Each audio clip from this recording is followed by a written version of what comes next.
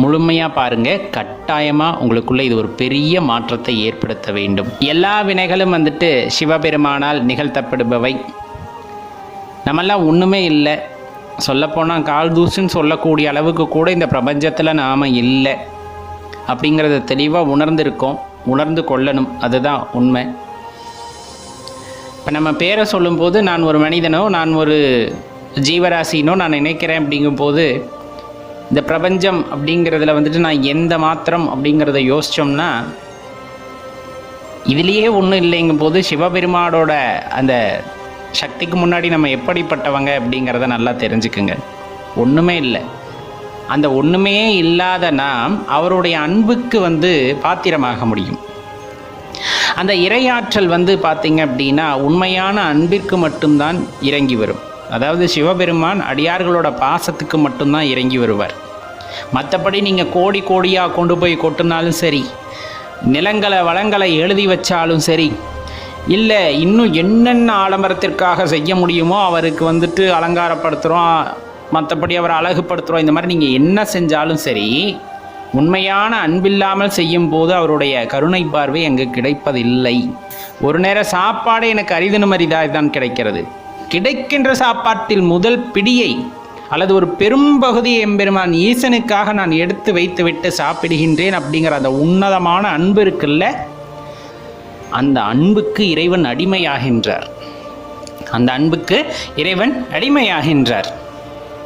அப்போ நம்ம செய்ய வேண்டியதையெல்லாம் உண்மையான அன்பு. அது கட்டாயமாக அடியார் பெருமக்கள் எப்போவுமே செய்வது. நமக்கு சிந்தையில் சிவபெருமானை தவிர வேறு எதுவும் இருப்பதில்லை. பார்க்கின்ற உயிரை எல்லாம் சிவபெருமானாகவே நினைக்கின்றோம். எல்லாமே உண்மைதான். அப்படி இருக்கும்போது தான் அந்த பக்தியின் மீது ஒரு நாட்டம் அதிகரிக்கிறது, சிவபெருமானின் மீது ஒரு ஈடுபாடு அதிகரிக்கிறது. அவரே எல்லாம் என்று எண்ண தோன்றுகின்றது. அவரே எனது தந்தை என்றும் எண்ண தோன்றுகின்றது. அப்போ எல்லா ஜீவராசிகளும் சிவபெருமான் தானே. அதனால தான் நம்ம இந்த இடத்துல ஒன்று தெளிவாக கேட்டுக்கொள்கின்றோம் அடியார்களே.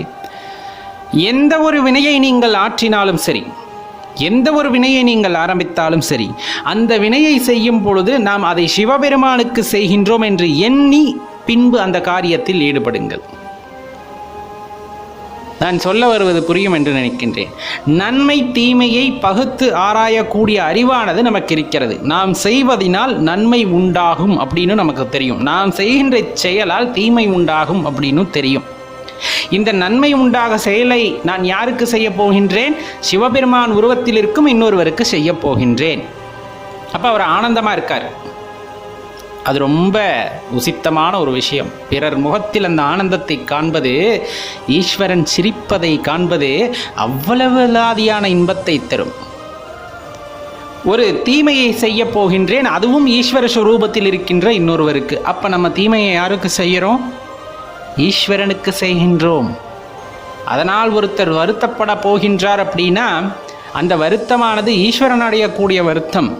அதை நாம் பிறருக்கு செய்யலாமா என்று யோசித்த பின்னர் செயல்படுங்கள். நீங்கள் எந்த வினையை ஆற்றினாலும் அது ஈஸ்வரனுக்கே, அது ஈஸ்வர சங்கல்பம். அப்படிங்கும் போது நாம் வினையாற்றும் முன்னர் நாம் யாருக்கு செய்ய போகின்றோம்? ஈசனுக்கு செய்ய போகின்றோம் என்று எண்ணி அதன்படி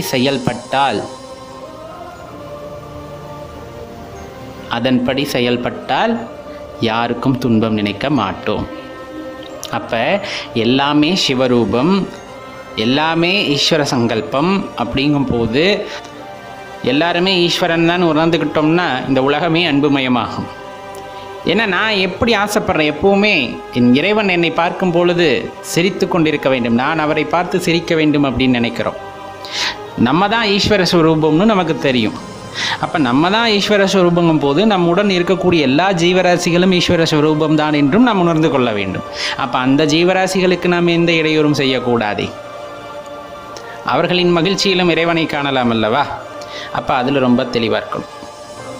நம்ம விரும்பி கேட்டுக்கொள்வது ஒன்றே ஒன்று தான் சிவா. என்னன்னா சிவபெருமானை வழிபடுபவர்களுக்கு நம்ம ஏற்கனவே கூறியபாடி பல்வேறு பெயர்கள் உண்டு. ஏன்னா நம்ம பெரும்பாலும் எந்த நேரத்திலையும் சிவபெருமானோட சிந்தையிலே இருப்பதனால சிலர் சொல்வதை கேட்போம். சில நேரங்களில் உள்ளே அவரை பற்றிய எண்ணங்கள் இருப்பதால் பிறர் சொல்வதை கேட்காமலும் போவோம். அதனால் பல பெயர்கள் நமக்கு உண்டாகும். பல பேர் கேலி கிண்டல் செய்வார்கள். ஆனால் நம்ம பக்தி உண்மையான பக்தி. அந்த இடத்துல எந்த நேரத்திலும் நம்மை இகழ்ந்து பேசுகிறார்கள் என்ற ஒரே காரணத்திற்காக மனம் சஞ்சலம் அடைந்து அந்த அடியார்களுக்கு சாபமிட வேண்டும் என்று கூட நினைத்து விடாதீர்கள். இது நிறைய பேரோட வாழ்க்கையில் நிகழும். நம்ம யாராவது தூற்றும் பொழுது திடீர்னு நமக்கு கோபம் வரும். அவங்க ஏதாச்சும் இகழ்ந்திருந்தாங்கன்னா அது உனக்கு நடக்க எவ்வளோ நேரம் ஆகிடும் அப்படிங்கிற அந்த மாதிரியான வார்த்தைகளை தயவு செய்து எங்கும் பயன்படுத்தாதீர்கள். பெரும்பாலும் பயன்படுத்த மாட்டோம். நான் ஒரு சின்ன விண்ணப்பமாக வைக்கின்றேன். ஒரு காரணத்துடன் நம் வாயிலிருந்து அந்த வார்த்தை என்றுமே வரக்கூடாது. ஏனென்றால் நம் சபிப்பதும் சிவபெருமானையே அப்படிங்கிறத நல்லா ஞாபகம் வச்சுக்கோங்க. சிவபெருமான் நம்மோட விளையாடுறார், அவ்வளோதான். அப்படி சொல்லி பார்க்குறார். பார்க்கும்போது நீ எந்த அளவுக்கு இருக்க, திட்டமாக இருக்கியா, இன்னும் அவர் மேலே கொண்ட பக்தியில் உறுதியாக இருக்கியான்னு நம்மளோட விளையாடி பார்க்கின்றார். அப்படி பார்க்கும் சமயத்திலும் நம் நிலையாக இருக்க வேண்டும். நம் நிலையில் எந்த மாற்றமும் அடைந்து விடக்கூடாது. அப்படியா நான் பைத்தியக்காரனா, அப்படியா நான் பித்தனா அப்படின்னு சிரிச்சுக்கிட்டு போயிடணும். என்னை பார்த்து சிவபெருமானே சொல்கிறார், அட பைத்தியக்காரனே, ஆமாம் நான் யார் மேலே பைத்தியமாக இருக்கேன், ஓ மேலே தானே பைத்தியமாக இருக்கேன். அட பித்தனே, ஆமாம் நான் பித்தன் தான், ஓ மேலே தானே பித்து பிடிச்சிருக்கேன் அப்படின்ட்டு நம்ம அடுத்த நகர்வுக்கு போய்விட வேண்டுமே தவிர நம்மிடம் கேலி செய்கிறார்கள், கிண்டல் பேசுகிறார்கள் என்பதற்காக மனம் நொந்து அவர்களை பற்றி எதிர்மறையாக கூட யோசிக்கக்கூடாது. இதெல்லாம் சாத்தியமா?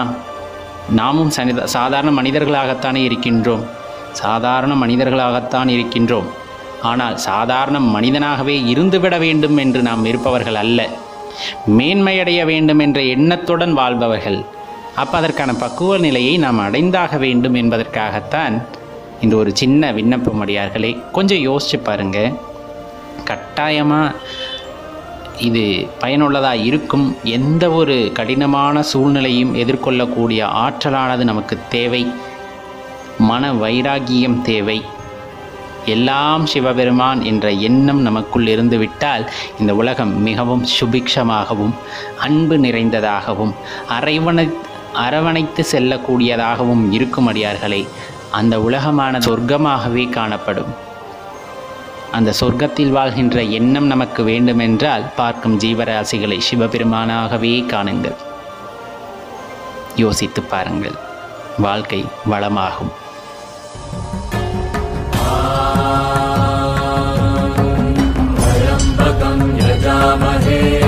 सुगन्धिं पुष्टिवर्धनम् पूर्वारुकमिव बन्धनान् मृत्योर्मुक्षीयमामृतात्